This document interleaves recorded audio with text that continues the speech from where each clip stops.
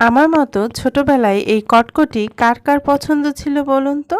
আসসালামু আলাইকুম everyone, welcome back to my channel. আমরা যারা 90 দশকের আছি তারা তো জানি এই কটকটিটা খেতে কতটা মজার হয়। এখনকার বাচ্চারা তো তেমনভাবে এই কটকটির সাথে পরিচিত নয়। খুব সহজভাবে কিভাবে বাসায় মজাদার এই কটকটি তৈরি করবেন সেই রেসিপিটি আজ আমি আপনাদের সাথে শেয়ার করি। প্রথমেই আমরা কটকটিটা সেট করার জন্য এখানে একটা প্লেটে সামান্য একটু সরিষার তেল নিয়ে সেটা মাখিয়ে নিচ্ছে। আপনারা চাইলে এখানে বেকিং পেপার অথবা কাগজ বিছিয়ে তার উপরে একটু তেল ব্রাশ করে নিতে পারেন। এটা একটা সাইডে রেখে দিচ্ছি। এবারে প্যানের মধ্যে দিয়ে দিচ্ছি হাফ কাপের মতো চিনি। আমি এখানে মেজারমেন্ট কাপের হাফ কাপের থেকে একটু বেশি পরিমাণ চিনি নিয়েছি। আপনারা বেশি করতে চাইলে চিনির পরিমাণটা আরেকটু বাড়িয়ে দিতে পারেন। দিয়ে দিচ্ছি 2 টেবিল চামচ পরিমাণ পানি। এবারে চিনি আর পানিটা চুলার আঁচটা লো টু মিডিয়ামের মাঝামাঝি রেখে গলিয়ে নেব। পানির সাথে হালকা একটু চিনিটা মিশিয়ে নিয়েছি। আর এই তো দর্শক দেখুন চিনিটা গলতে শুরু করে দিয়েছে। এ পর্যায়ে কিন্তু খুব বেশি নাড়াচাড়া করা যাবে না। এই তো কিছুক্ষণ পর চিনিটা একেবারে গলে গিয়েছে। এ পর্যায়ে চুলার জালটা মিডিয়ামে রেখে এটাকে ক্যারামেল তৈরি করে নেব।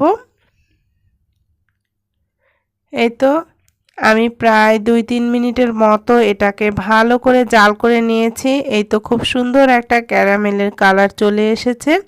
ক্যারামেলটা খুব বেশি গাঢ় কালার করা যাবে না, তাহলে কটকটিটা খেতে তিতা লাগবে।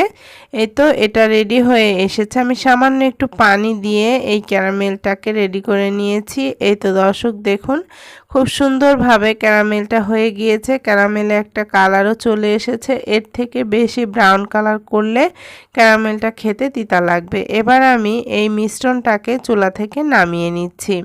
চুলা থেকে নামিয়ে হালকা একটু ঠান্ডা করে নিতে হবে। কোনোভাবেই এটা অনেক বেশি গরম থাকা যাবে না। একটু ঠান্ডা করে নিয়ে এর মধ্যে দিয়ে দিচ্ছি 1 চা চামচ পরিমাণ বেকিং সোডা। আপনারা চাইলে বেকিং সোডার পরিমাণটা আরও একটু কমিয়ে দিতে পারেন। এই তো হাফ চা চামচ পরিমাণ দিয়ে দিলাম। তারপর এটাকে খুব ভালোভাবে নেড়ে নিতে হবে। এই তো দর্শক দেখুন বেকিং সোডাটা দেওয়ার সাথে সাথে মিশ্রণটা ফুলে একেবারে ডাবল হয়ে গিয়েছে। এবারে আমি এটাকে আগে থেকে যে প্লেটটা রেডি করে রেখেছিলাম তার উপর দিয়ে দিচ্ছি। গরম থাকা অবস্থায় এই কাজটা করে নিতে হবে, না হলে এটা প্যানের মধ্যেই জমে যাবে। আর প্লেটে দেওয়ার পরে এটাকে নাড়াচাড়া করা যাবে না। আমি একটু ভুল করে এটা নাড়াচাড়া করে ফেলেছিলাম দেখে কটকটির ওপরটা দেখতে অতটা ভালো হয়নি। হালকা হাতে এভাবে করে এটা বিছিয়ে নিতে হবে। কোনোভাবে এটা নাড়াচাড়া করা যাবে না, তাহলে কিন্তু কটকটিটা দেখতে ভালো হবে না।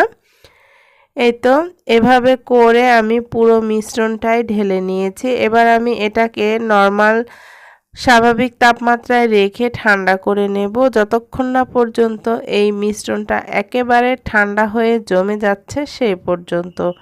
এটা জমতে প্রায় 10 থেকে 15 মিনিটের মতো সময় লাগতে পারে। এই তো মিশ্রণটা একেবারে ঠান্ডা হয়ে এসেছে।